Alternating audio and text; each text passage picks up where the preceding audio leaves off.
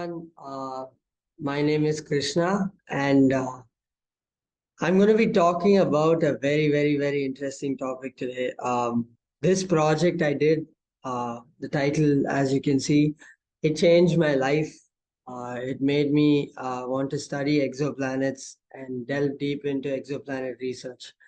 And I have given this talk in a lot of places, and one thing I've noticed is students are very excited to know more about exoplanets, and since schools and colleges don't cover them enough, I feel like this should be taught at every basic level. So I'm very happy to present this project um, in this workshop, Intro2Astro. So yeah, let's get started. Um, so the agenda is we're gonna go over the introduction, the theory, formulas, some data analysis. Yeah, and the questions we can have it in the question and answer sessions.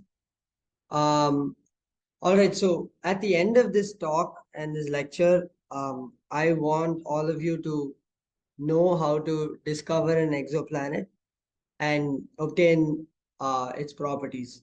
And this does require a fair bit of Python. I didn't know Python when I started this project. But I learned on the job, and I hope all of you do that too, because Python or whatever programming language you want to use is very useful in the field of astrophysics, especially. So let's get this started without further ado. All right, so what is an exoplanet, right? It's simple. Everyone knows that a planet outside a solar system is an exoplanet, and we've discovered many so far, around 5,100, close to that, maybe even above that as of now. And some of the examples are 51 Pegasi b, TRAPPIST-1, the entire system, TRAPPIST-1c, A, B. Yeah, so then you have HD 189733. So this is a fun fact. A lot of people think that 51 Pegasi b was the first exoplanet ever discovered.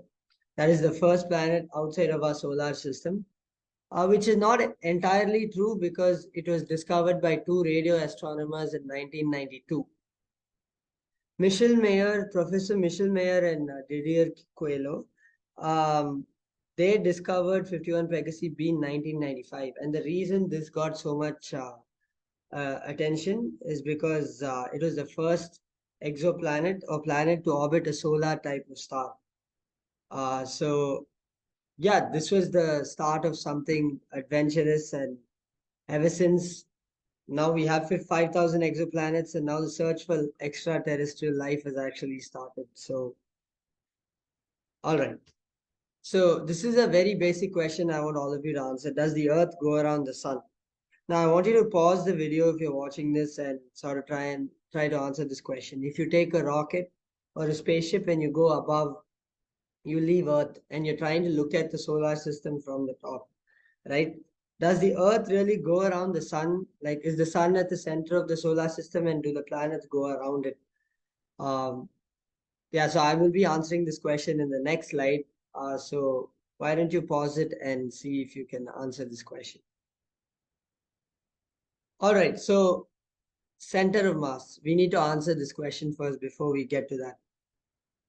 What is center of mass, right? In a system, right? Let's take any two objects and we draw a line between the two objects, right?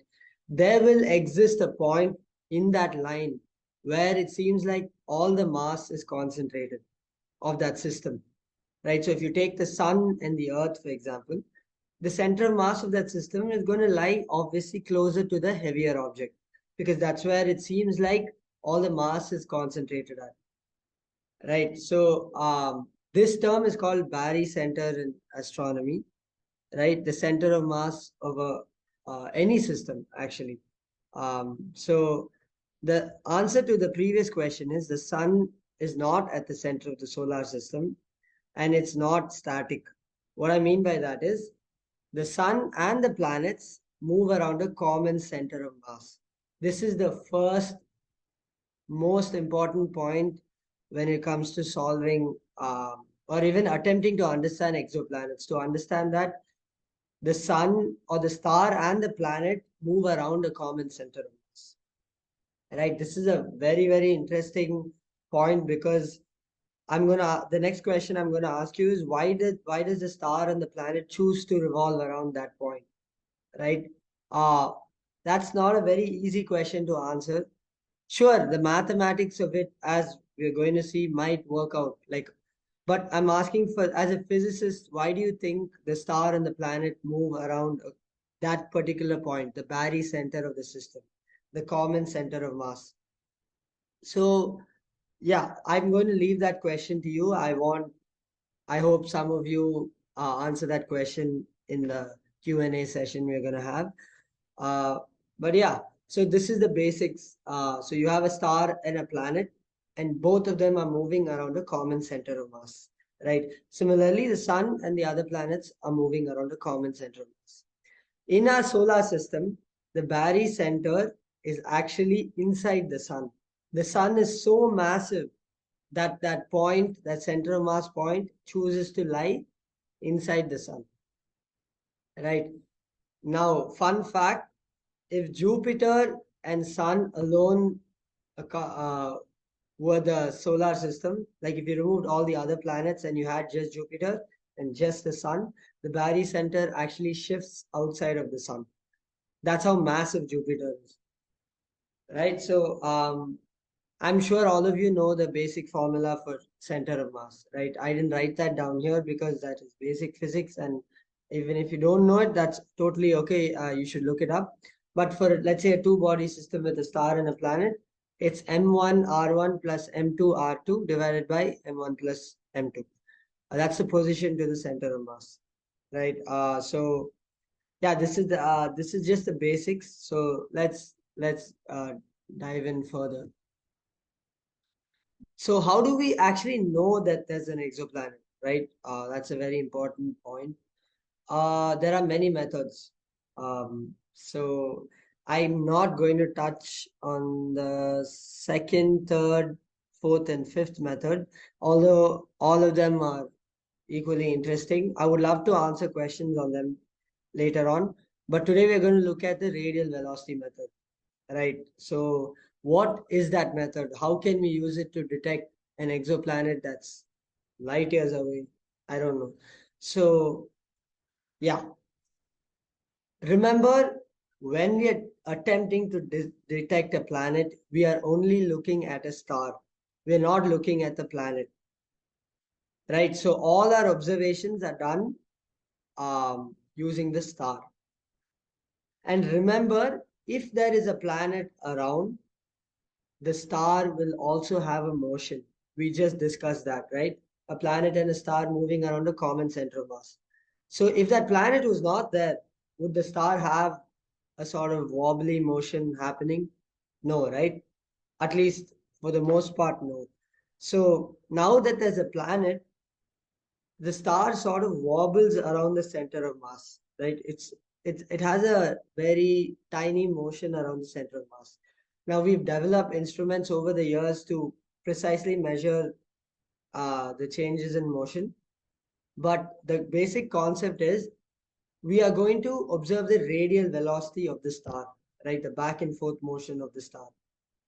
And how does this help us in any way, right? Like, how does the back and forth motion of a star help us? Remember, star is a source of light. So as it's moving towards us and away from us, a phenomenon called Doppler shift occurs. Um, for those of you who don't know what Doppler shift is, it is the change in frequency of light due to the relative motion of the observer or the source, right? So just like an ambulance, when an ambulance is zipping past you, you notice a change in frequency of the sound, right? That's because of the motion of the source itself. So as the ambulance is coming towards you, you sort of hear a louder noise, and as it's going away, it sort of becomes softer. Similar concept here. When the star moves away, the light gets redshifted, right? Which means the wavelength increases. When the star moves towards you, the light gets blue shifted, which means the wavelength decreases. Right. So once we lay out the spectrum of the star, right, we will notice that all the lines in the spectrum are sort of oscillating, right? Because it's getting red shifted, it's getting blue shifted, red shifted, blue shifted. So remember that when you're looking at the spectrum over time, because of the motion of the star itself, spectral lines, right, absorption lines, emission lines, they move, right? They get red shifted and blue shifted. So we use the change in the spectral lines to figure out what the radial velocity is. All right, so that's step number one. Find out the radial velocity of the star based on the Doppler shift of light. I hope this point is clear. So when we do take the measurements, we look at the shape of the radial velocity curve. What is the radial velocity curve? It's just a plot of velocity versus time, radial velocity versus time. Now, what shape do you think that curve is going to be? That is, if I measure a star wobbly motion around the common center of mass, I measure its radial velocity, right? If I plot it on a graph, how is it going to look? Again, I would urge you to pause this video and attempt to answer that question, because I will be answering that in the next slide. Right. So before that, let's get into Kepler's laws. Right. First law, I'm sure all of you must have heard of Kepler's three laws. One is planets move in elliptical orbits with sun at one of the foci. And second is the area is swept out at an equal rate. And number three is t square by a cube is a constant, where t is the time period and a is the semi-major axis. Now, remember, the third law says that the time period in, let's say, our solar system, we assume that the sun is at the center of the solar system. All right, that's the model we are using. So they're saying that the semi-major axis from the center of the sun to each planet, right? Each of them, the time period of each planet divided by the semi-major axis, the ratio of t squared by a cube is going to be constant for all the planets. Remember, there is a slight adjustment to this law, which I want you all to think about. How is that possible? Because I thought we all said that the center of the sun is not the center of the solar system, right? So how will, when we're talking about exoplanet star systems, how can we accept Kepler's law? What is ensuring that Kepler's laws stay correct, right? There is an assumption being made.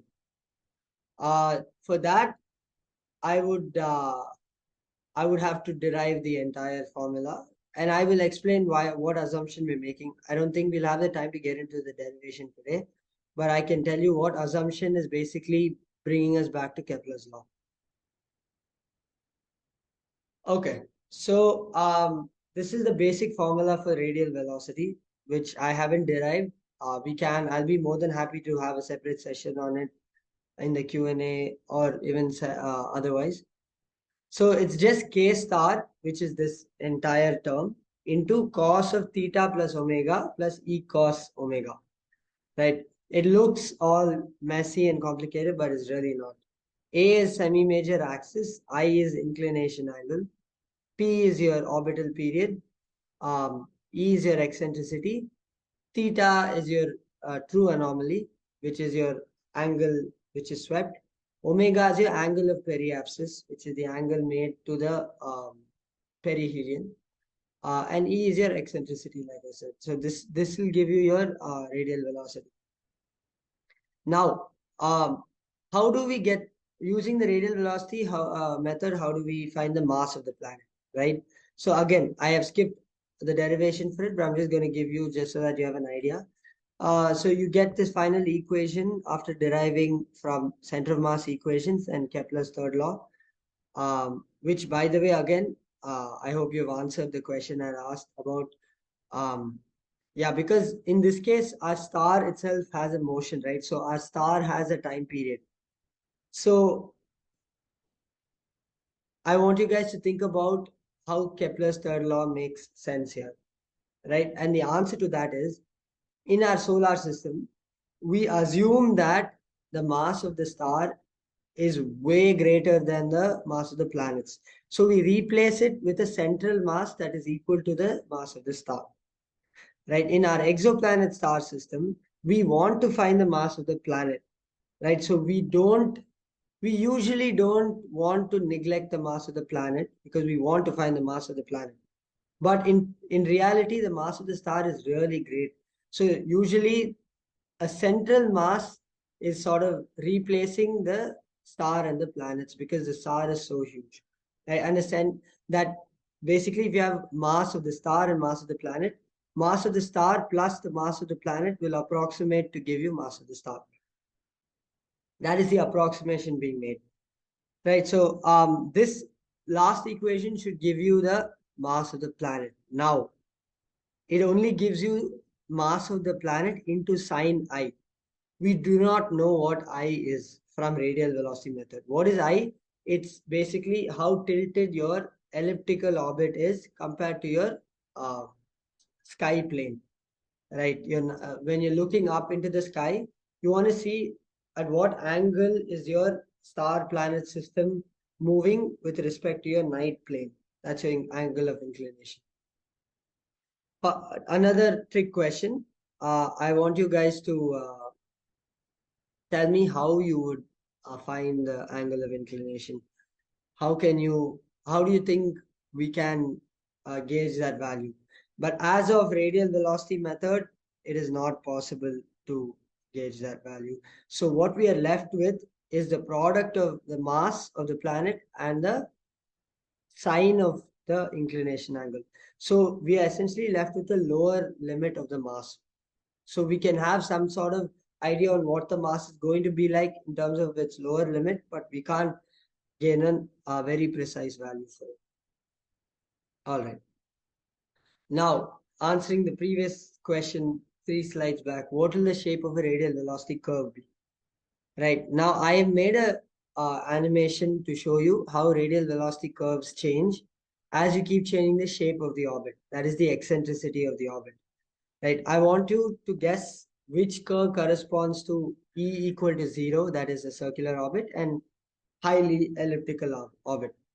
Omega here is angle of periapsis, not angular velocity. It's an angle. So as I'm changing the angle, you can see how skewed the graph has become.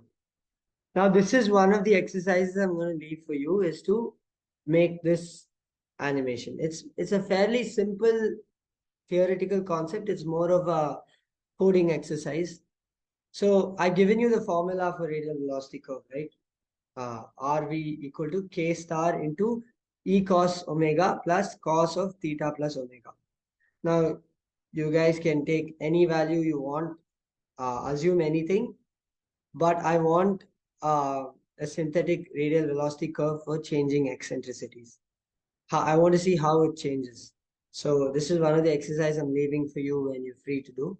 And I'll be glad to help if you have any doubts with this. As you can see, the shape is very interesting because just as you're making it more elliptical, right? You can see the graph is sort of not obeying a sine curve. It's sort of, you can see the shape is a little steep. It's way steeper as you become highly eccentric. Now, I took the data of 51 Pegasi B from the internet, and my mentor had sent it to me. Sorry, 51 Pegasi. We don't know 51 Pegasi B exists or not. Right now, what we're going to do is we're going to prove that 51 Pegasi B sort of exists. So I'm taking the data of the star 51 Pegasi. I repeat, the star 51 Pegasi, and I plotted the radial velocity data. It's available online. All of you can download it, or I can send it to you. That'll also work. You just have to plot the data first to gauge what it's like. Now, you can't infer anything from this plot. Like nothing can be said from this plot. You can't prove if there's a planet, right? Because you just can't prove. You need a solid radial velocity curve, something like this to prove, right? This is done over different time, over a large time scale. So what we are essentially going to do is we are going to sort of fold the plot. That is, we are going to put all these data points within one period of the star. Does that make sense? Now, what I mean to say is, star takes, let's say, for example, 4 days to go around the common center of mass. So it has an orbital period of 4 days, right? Now, I am going to take all this data and sort of fold it into 0 and 4 days. Does that make sense? I hope that makes sense. It's called folding the plot to get a clearer picture of what the plot is going to look like, right? So we're going to take, and why are we allowed to do that? Are we allowed to just take any data point and push it back? Yes, because after one orbital period, the star's journey is just essentially the same as before. There's no difference in the star's journey. So after each orbital period, the star is like, hey, it's another normal day. Like there's nothing new for me today. So some of these data points actually are like replicas of the ones before. So we're just going to fold them into 0 and 1 time period. So how do you fold the data, right? To fold the data, we need to know what the orbital period of the star is. How do we find that out? Now, this is a very technical math tool that's used next to find out what the orbital period is. It's called Lom's-Cargill periodogram. It's a type of Fourier transform that identifies like periodic signals in like observations that are taken in uneven spaces. As you can see in this part, there's an empty patch, right? There's an empty patch here, which suggests that there were no observations taken during that time. So how do we detect periodicity when the observations itself are sparsely distributed? So this is what this tool does for us. It sort of identifies the periodicity, or sort of measures the periodicity. But there are some disadvantages to it. It's not. I don't think this is used nowadays to sort of pinpoint the orbital period. There are other ways to do it, like data fitting, and there are a lot of other ways to using data analysis. But the disadvantages are measurement errors are just not taken into account, which is sort of a big deal because our instruments may not be very precise sometimes. So yeah, and it assumes a mean of the fitted sine curves. For the second statement, a little bit of knowledge about Fourier transforms are required. I would urge you all to read more about Fourier transforms. But the essence of Fourier series and everything is to tell you that these curves can be split into a combination of sine and cos curves. That's what Fourier transforms do, right? So yeah, so in Python, it's very easy to use it. It's a few lines of code, right? I've pasted a screenshot here. I want all of you to try this out because this is going to be very useful later on. It's a few lines of code. You need to input your what you have on your x-axis, what you have on your y-axis, and yeah, it'll return a plot. What Python will do is return a plot that shows a spike at one point. That spike determines the maximum sort of probability or maximum. The Python basically returns a spike which tells you what's the most likely most likely period, orbital period, right? This is the periodogram I got when I did it in Python, and as you can see, the most prevalent spike is around 0.23. Yeah, and now that you have, remember, it's a power frequency plot. What you get in return. So you use a frequency to get your time period, which is 1 by frequency. I hope I have not lost anyone here. Yeah, so step one to finding the orbital period of a star is Lom's-Cargill. I mean, you can use Lom's-Cargill periodogram to find out the orbital period. Before you fold the data, that is, you need to know how many days it takes or years or whatever it takes to complete one cycle so that you know after that everything else is the same. How to fold the data? There are many ways to do this, right?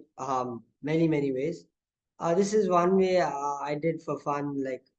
It's fun to derive equations on the spot, and Yeah, it's really it's a nice puzzle to do it on your own. So for values of time greater than the orbital period, in our case, I got 4.23 days.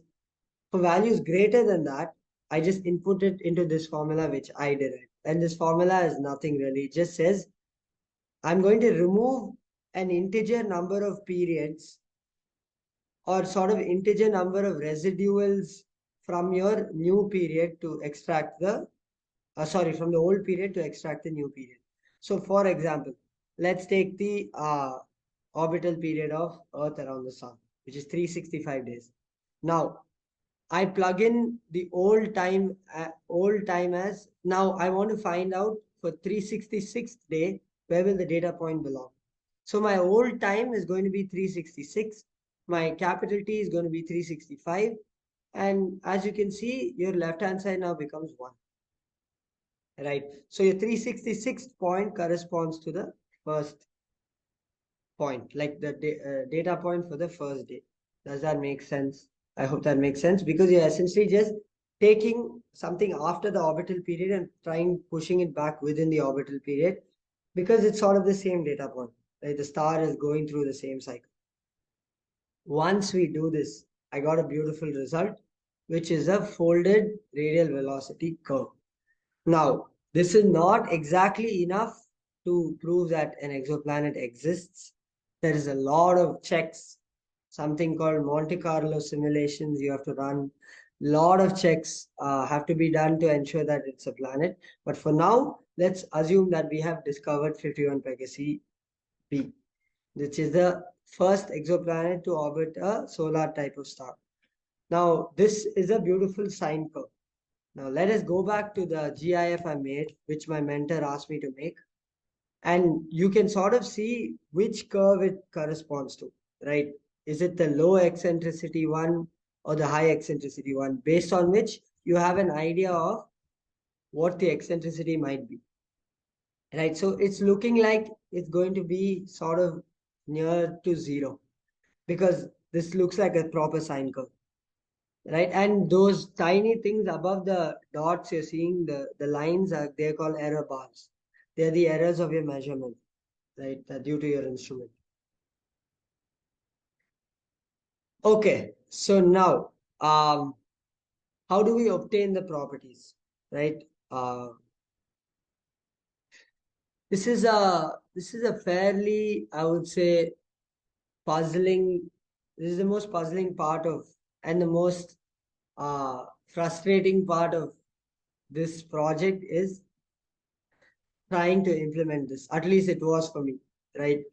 I was new to this when I started out, but it is such a useful tool to use to obtain the properties. Now, what we're going to do is we're going to take the model equation, which is, remember I told you the theory equation for radial velocity, k star into cos blah blah blah blah, right? So you have an equation and you have your data. We are trying to bring, we are trying to give in our guesses for the parameters in the theory equation, the k star into cos theta, because we don't know what k star is. We don't know what theta is. We don't know what omega is. We don't know what anything is, right? So how do we use all that to sort of tell our data, hey, these are your parameters. This is your eccentricity. This is your mass. So what we're going to do is we're going to use the theory equation, tweak the parameters until the theory and the observations sort of match, right? And we use something called chi-squared for that, minimizing chi-squared. The formula goes as follows. Vi minus model by sigma, which is the error of measurement, square, summed. I is basically summed from 1 to n. So for each data point, this is sort of a total value of chi-square is found, which is, if your value of chi-square is high, it means your model values and your data values are really far apart and you need to bring them closer, right? So you sort of tweak the parameters until chi-square attains a really low value. And how do you know what is low enough? That is also a very good question. Your chi-square value usually should be sort of close to your degrees of freedom. In our case, um, if our degrees of freedom are n, right, which is about, I think, 144 points, if I remember correctly, you should be satisfied if you get a chi-squared value around 138. Usually it's n minus 6. But yeah, you should be satisfied. Yeah, it should be a statistically acceptable value within 5% of your error margin.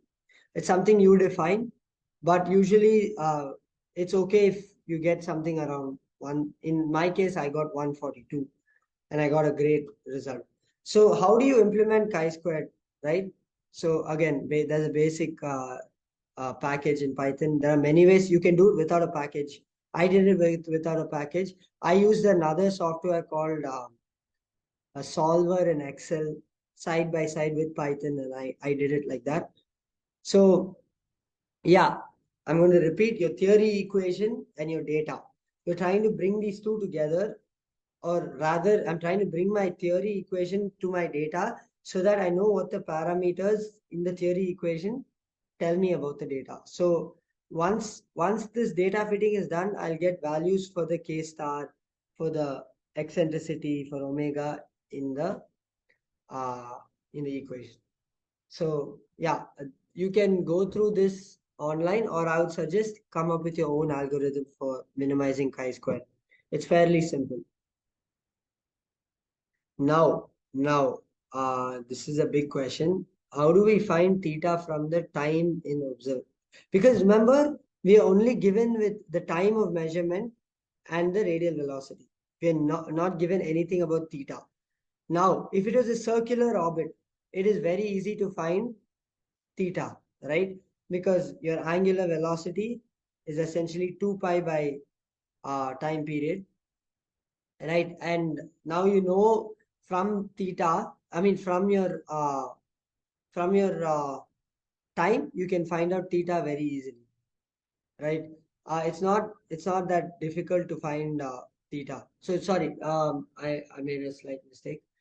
Your angular velocity would be yeah, angular velocity would be 2 pi by time period, which means your velocity would be 2 pi r by time period, right? So it's easy to find out what your theta is from time in circular orbits, but in eccentric orbits, it's not that easy. You need to know another concept for it, because your angular velocity itself is changing. It's not constant, right? Your angular velocity is changing in eccentric orbits.